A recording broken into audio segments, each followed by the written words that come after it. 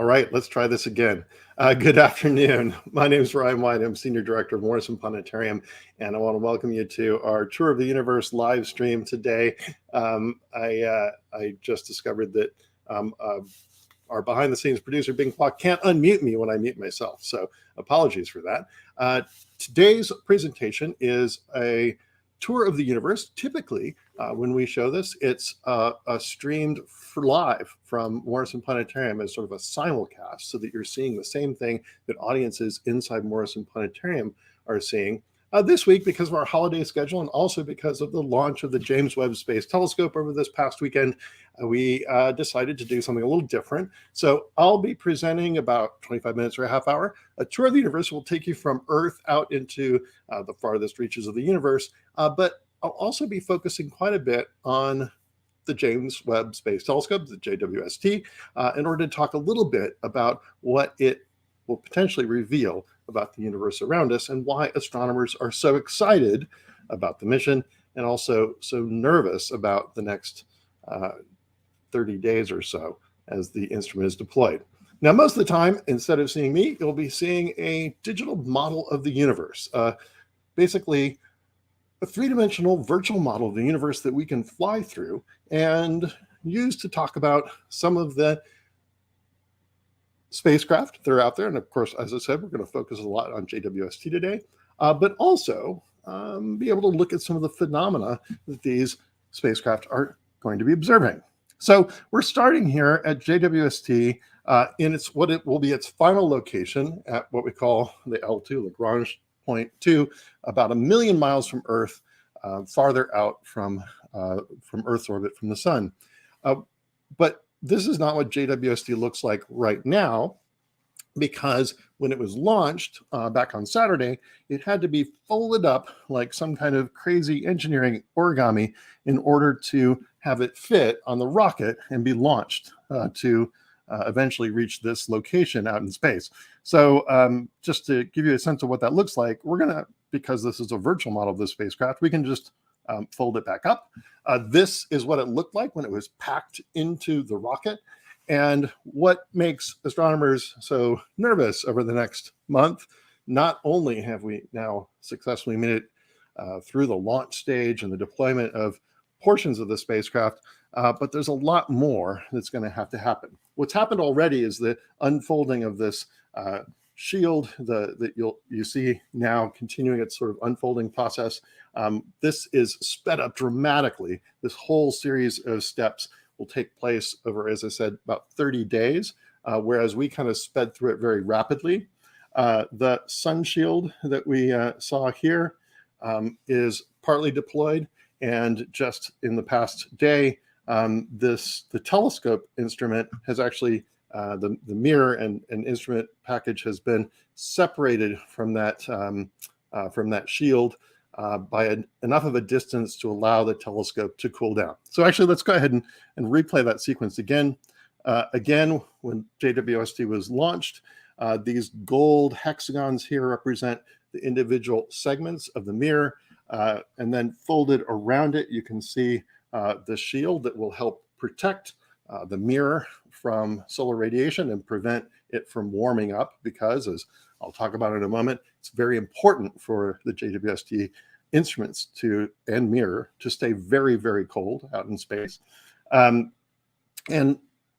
if we play our high-speed unfolding process again, you'll see that that shield deploys first, and then you'll notice that the separation between the mirror and the shield before the sun shield deploys completely allows the telescope to be kind of thermally insulated from the incoming radiation from the sun. And as most people's conversations may have played out over the course of the past weekend, when I happened to be talking to my family about this exciting development in astronomy, question came up of why we need to be so concerned about the temperature of the JWST telescope. After all, it's pretty cold in space, right? That's true, but there is a source of heat in the sense that there's infrared radiation coming from the sun and light coming from the sun that heats up anything that's in space. And there's a great kind of description of this if you look at, and we'll share the link in the chat as well, but if you look at the Where is Webb site, we can actually kind of preview that for you now. This actually shows you kind of the current status of the telescope and allows you to see not only kind of where it is, although I will note that this timeline that shows Webb over kind of right over the word sunshield, kind of over on the left, is not a distance from Earth to the L2 point, even though we see Earth on the left and the L2 point over on the right. It's actually more of a calendar. So this is these are the 30 days in between the launch of the Webb and its eventual arrival at L2 in its fully deployed state. And over time, you'll see the JWST unfurl and be fully deployed. And you'll see updates if you can go back to this page to see the current status of the telescope as all of these various stages in the mission take place. But you can see here, actually, they just added here at the very top a temperature for both the hot side and the cold side of the telescope. So the hot side is that solar, that shield that's protecting the cold mirror and telescope instruments from the basically incoming heat from the sun. And the cold side is the instrument package in the mirror. So actually, if you click on this, just to showcase that, you can see the hot side here labeled A and B, cold side labeled C and D. And when we switch back to our 3D model of the telescope, you can see very clearly that the shield here, these kind of layers of material, are providing kind of insulation from incoming solar radiation, so that the telescope itself, this segmented mirror, those hexagonal shapes, and the instruments, and then the secondary mirror here, which reflects light back toward the instruments, all of that can remain very, very cold as the mission proceeds.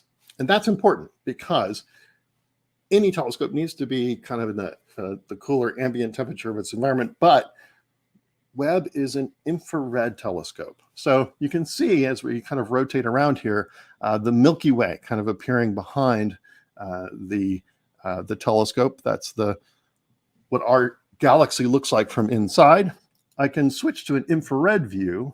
So in visible light, the galaxies, the plane of the galaxy looks fairly diffuse with the light of billions of stars. But in infrared light, and in this case, it's a composite image from the WISE telescope, WISE observatory, that shows sort of mid-infrared wavelengths. The sky looks very different. What we're seeing here are wavelengths of light that are slightly longer than the wavelengths of light that are visible to the human eye. So these infrared, longer than red wavelengths reveal not like the hot stars that dominate our perspective in visible light, but rather the cool gas from which stars form. And very importantly, in the case of the mission that the Webb Space Telescope is designed to implement, it allows us to see light that's been redshifted as the universe has expanded. So you can see kind of this sort of haziness in the background image. That infrared emission is coming from clouds of gas from which stars and planets are forming. You can see our neighboring galaxy, the Large and Small Magellanic Clouds, two small galaxies in orbit around our own Milky Way. These are all very prominent in infrared light, and because it's a wavelengths of light that are a little shorter than our eyes can see, because we're looking at stuff that's cooler than, say, the sun or other stars, the telescope itself needs to be kept at a very low temperature. Essentially, the infrared light it's measuring is like looking for heat, but it's looking for heat from relatively cool objects in the universe. So this shield that we're getting a close look at from our current perspective protects the telescope mirror and other instruments from the incoming radiation from the sun so that it can maintain a very cold temperature and be able to observe these very cool objects in the universe around us. So let me go ahead and switch back to our visible view of the sky. So our bright infrared view of the Milky Way shifts to the more familiar Milky Way, kind of starlight obscured by clouds of dust in the distance. And let me go ahead and leave our Webb Space Telescope behind as we kind of flip our perspective for it to appear kind of upside down to our from our usual view of the observatory, and kind of look at this in the context of our solar system, and then talk a little bit about some of the things that the Webb Space Telescope will be telling us, some of the things that we hope to learn, and put that in the context of this three-dimensional model of the universe that I described a moment ago. So if you know your constellations, you'll see Orion drifting by there in the background. What I'd like to do is, I apologize, I seem to have a little misinterpretation between my keyboard and the and my interface. So I keep getting a nice Windows blue screen popping up. But let me go ahead and bring up the orbits of the planets and talk a little bit about where the JWST is in our solar system. So I apologize with our little glitch there in the computer. I need to kind of put the pedal to the metal and pull away from our James Webb Space Telescope model. And we should see the orbits of planets appearing soon to give a little sense of where we are in our solar system.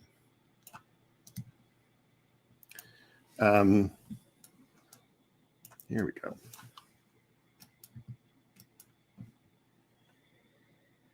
My apologies. I don't know why the Windows operating system wants feedback from me, but it's a little unfortunate that it keeps asking for it in the middle of our presentation here.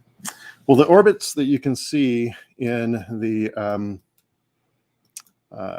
in our model here are the orbits of the planets around the sun. I am going to just try to reset my software here enough to be able to get this to behave a little better.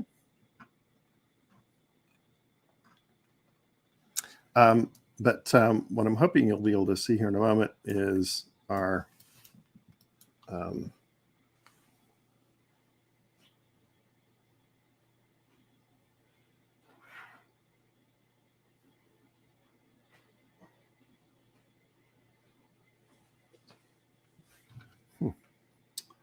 So I apologize for this. My software is not behaving at all the way I had hoped, or the way it was behaving even a few minutes ago when we were testing everything. So I do apologize for this. Let me go ahead and actually just quickly try restarting here. So let's go back to our view of the JWST diagram here. And as I restart some of the software in the background, maybe we can just sort of showcase how the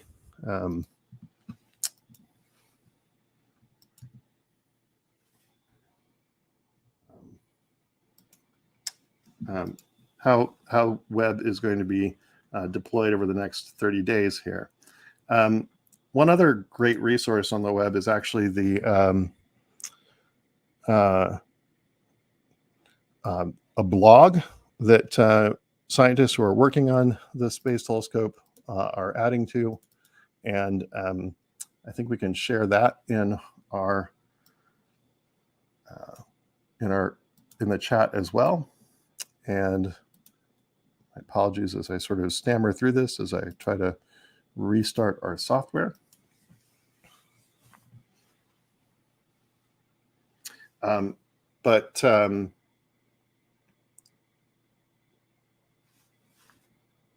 one of the great things that NASA is really focused on is communicating very clearly all the various stages of this remarkably complex engineering feat as the Webb telescope continues its transition from Earth to the Lagrange point about 1 million miles from here.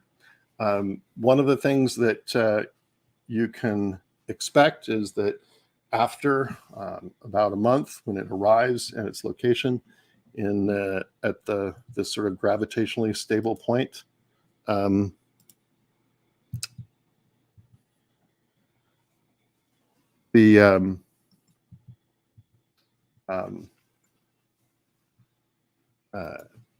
going to be another period of several months as more engineering tests take place, and in the process, you can expect that it's going to be several months before any results come out from like visible pictures or whatever that would be released to the press. It's going to be a little bit of a wait as the engineering part of the process takes place over the course of the next several months. So we're back up with our software here. Again, I apologize. We have a little bit of glitchy performance here. Again, not what I was seeing just a few minutes ago when we were testing everything, but we're kind of leaving Earth behind, and you can see the orbits of other planets in that little circle that's sort of disappearing around Earth. That's actually the orbit of Earth's moon around our planet. And as an aside, that's as far as humans have ever traveled out into space. So that distance from Earth to the moon is only about a second and a half in terms of light travel time. And that's a measuring rod that humans like to, or at least astronomers like to use, because light travels at a finite speed, but at a consistent speed in the vacuum of space. So traveling at 186,000 miles per second, it traverses the distance between Earth and the moon in about a second and a half. And even though it's 300,000 kilometers per second or 186,000 miles per second, that distance from the sun to Earth takes more like 8 minutes or 8.5 minutes. So when you actually look not directly at the sun, but when you see light from the sun, it's 8.5 minutes old. It's taken 8.5 minutes to travel from the sun to Earth. As we pull back from our view of the solar system here, and you see the orbits of the 4 inner planets, and now the 4 outer planets. What I should have mentioned, actually, apologize. Let's go back in close enough to see our orbit of Mercury, Venus, Earth, and Mars, our 4 inner planets. As I mentioned, JWST is about 1 million miles from Earth away from the sun. So that distance from the sun to Earth is around 93 million miles, 150 million kilometers. And so JWST is just, not even a percentage farther away from Earth than farther away from the sun than Earth is, but it's far enough to get it out into the cold vacuum of space and to be able to make the observations that it needs to. So now, leaving our solar system behind, again, we have inner planets: Mercury, Venus, Earth, and Mars, Jupiter, Saturn, Uranus, and Neptune, the 4 outer planets. Often in our tour of the universe, we talk a little bit about our solar system, but in today's case, we're going to, what with software problems and our focus on JWST, we're going to pull away from our solar system and actually focus a little bit more on things that are a bit farther away. We've actually been kind of cheating the brightness of the sun here. So we're going to brighten the sun so it's consistent with the brightness of other stars in our depiction of the universe around us. And you can see here that now we're traveling far enough away from our solar system that the stars are kind of pulling away from the familiar constellations. And we're seeing the thousands of stars that are relatively close to home as we kind of orbit. And again, in our virtual model of the universe, we're not constrained by the speed of light. So we've traveled many times the speed of light to get out to this distance. So we're actually tens of light years from home. And actually, what I'd like to just showcase briefly here is a quick look at the extrasolar planets, the planets that we've spotted in orbit around stars other than our sun. So we can circle the stars that have planets in orbit around them. These circles don't represent the orbits of the planets themselves. Instead, these are just markers that show where planets exist in orbit around other stars, or where stars exist that have planets in orbit around them, more precisely. And we now know of thousands of these planets in orbit around other stars, but we're very curious to learn where these planets come from, how the planets form, and to learn more about the planets themselves. And JWST is well equipped to answer questions on many such questions. Because it's looking at infrared light, it's looking at sort of the birthplaces of these planets and stars. And because the planets are warmed by the light of their star, but they're not as hot as the stars that they orbit, we can use JWST's infrared powers to observe the light from these planets in orbit around their parent stars. So all of these planets reside fairly close to the sun and our solar system in the scheme of things. They are all inside our Milky Way galaxy, where we've only had kind of the sort of faintest glimmer of evidence of planets outside, orbiting stars outside our own galaxy very recently. But all of those thousands of planets are orbiting some of the hundreds of billions of stars in our Milky Way galaxy. Now, we know we're not seeing all of the planets. In fact, we suspect that virtually every star in our galaxy is host to planets in orbit around it. So we expect that there are hundreds of billions, if not perhaps 1 trillion planets in our galaxy. And that means that there's a lot to explore and a lot more to understand when it comes to understanding planets around other stars and the story of how planets form. Again, both of those questions are questions that the JWST is well positioned to answer. I mentioned the Large and Small Magellanic Clouds. Those are these two objects that were very bright when we looked at the sky at infrared light. Those are two satellite galaxies of our own home galaxy. So this is a close-up view of our Milky Way. We have never exited the Milky Way to see what it looks like, but this is a model based on what we observe in other galaxies and based on our understanding of basically a computational model, our understanding of the dynamics of stars in our own galaxy. Now, the faint kind of dots that you see in the background, those are not stars. Those are actually the locations of individual galaxies. Rather than showing them what as they would appear to the naked eye, which would be extremely faint, we're illustrating them as dots, markers that show you the locations of these distant galaxies. And notice that they're kind of clumped and clustered together. So as we pull away from our Milky Way galaxy even farther, we can see that we're now pulling far enough away that some of the points are kind of changing their locations, so that we're seeing this three-dimensional structure of where galaxies reside in the universe around us. Over here on the left, we have the Virgo cluster of galaxies, a collection of about 1,000 galaxies with a very massive elliptical galaxy at its center. And I'm not showing you any up-close images of galaxies, but some of them look a lot like our own Milky Way. Some of them look like more kind of diffuse collections of stars. And here we're fading up some more of the locations of these galaxies as revealed by surveys. But within this kind of data set that I'm showing you, we're looking at the locations of literally hundreds of thousands of galaxies. Now, you'll also notice that there's kind of a gap here at the top and the bottom.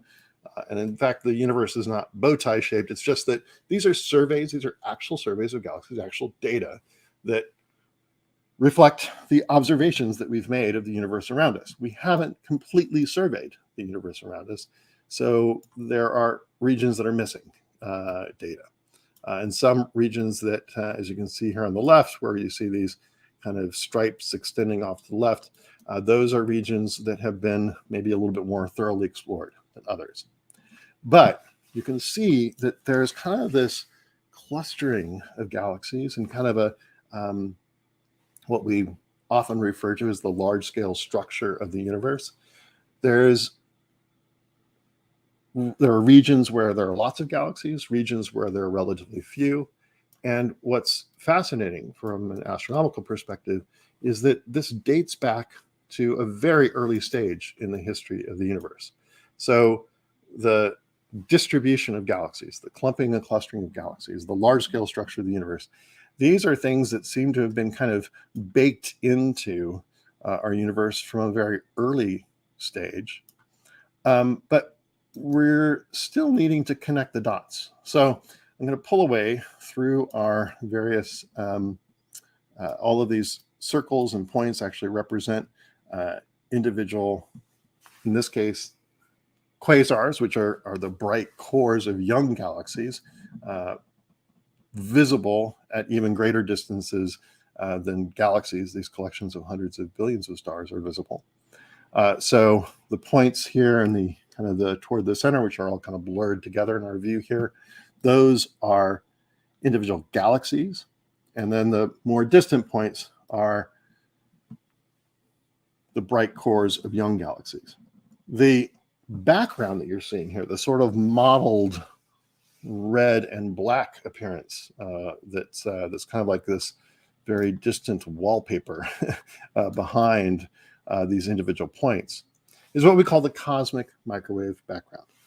The microwave background is a remnant of very early stage in the history of our universe. So as the universe cooled down and light could travel significant distances, we see that primordial light in the form of what we call the cosmic microwave background. This light dates back to an era when the universe was only maybe a few 100,000 years old. The universe is we now know to be about 13.7 billion years old. So this is very young light in the history of the universe. And you'll notice that it's kind of clumpy, kind of like the clustering of galaxies that we see close to home. And in fact, the dark regions here correspond to kind of cooler parts of the cosmic microwave background. The brighter portions of the image correspond to hotter parts. The cooler parts are a little bit denser. The hotter parts are a little less dense. And we understand that this sort of clumpiness of the distribution of matter in the early history of the universe, as recorded in this image, the cosmic microwave background, evolved into the clusters of galaxies and the stars and planets that we see today. But that process is still being revealed by our observations of the universe around us. Now, I mentioned early on that one of the benefits of having JWST as a telescope that's observing in infrared light is that it can observe light that has been redshifted from visible light into infrared light. And in fact, the cosmic microwave background is a perfect example of that. When that light was emitted, it was emitted, give or take, in a visible part of the spectrum. We would have been able to see that with our unaided eyes. But over time, because the universe expands, that light was redshifted or stretched to longer wavelengths. And we now see it in the microwave part of the spectrum, which is an even longer wavelength of light than infrared. So because JWST can observe at infrared wavelengths with great sensitivity, it can potentially observe starlight, the light of galaxies that date back to an era that has been so far inaccessible, so far unobservable to us because we didn't have instruments with sufficient sensitivity working at the right wavelengths. So JWST is going to help us fill in this picture and help us understand how we go from the clumpiness of the cosmic microwave background to the structure of galaxies that we see close to home. So with that thought, we've kind of talked about some of the big ideas that JWST will hopefully illuminate in its, with any luck, decades of observations.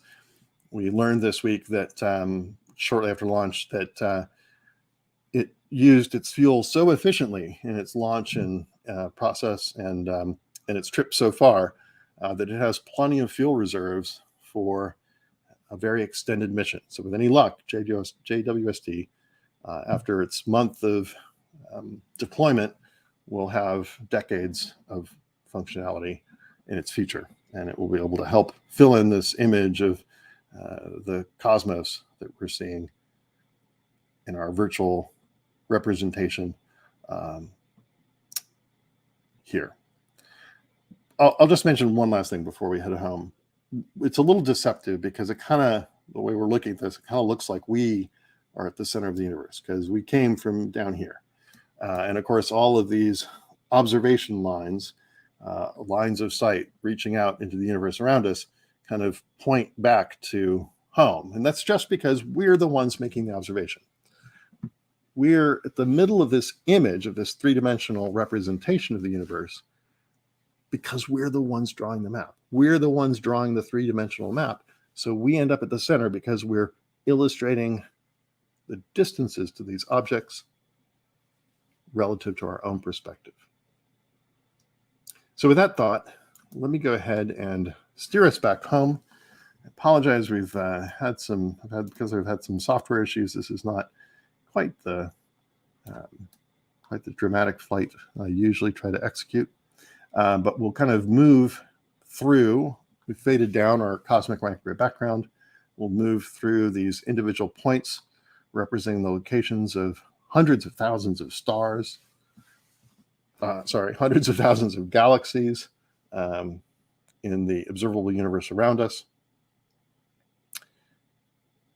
Back toward our own home galaxy, the Milky Way galaxy.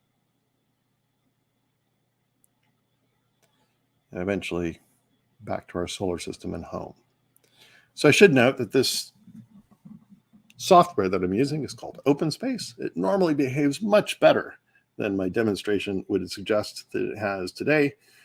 So I would highly recommend, if you have a computer at home that can handle a bit of high intensity graphics. OpenSpace is an open source software sponsored by NASA. You can go to OpenSpaceProject.com and we'll put the link in the chat to be able to download the software and play with it yourself. But it is a powerful tool, again, much more powerful than my presentation today might suggest, given the problems I had with it. We're moving past our extrasolar planets now, but we'll go ahead and fade those down. We're moving close to the thousands of stars that are relatively close to our own home star, the sun. And we'll finally approach our solar system, get a look at the orbits of the planets around the sun as we fade the sun down to a brightness that makes that more easy to see. So past the outer planets in toward our inner solar system to the third rock from the sun, our own home planet, Earth.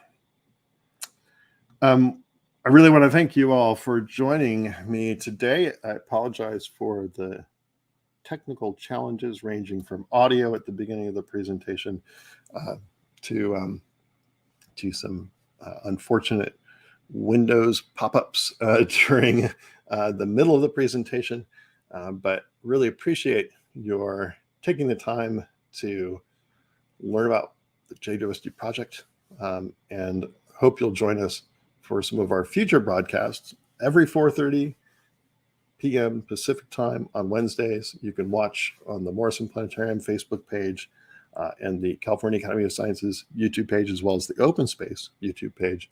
You can catch our live simulcast of a similar program, Tour of the Universe. And if you have any questions, please put them in chat. We'll keep an eye on that and answer them as we can. Again, thank you very much for joining us, and hope you have a great Wednesday evening.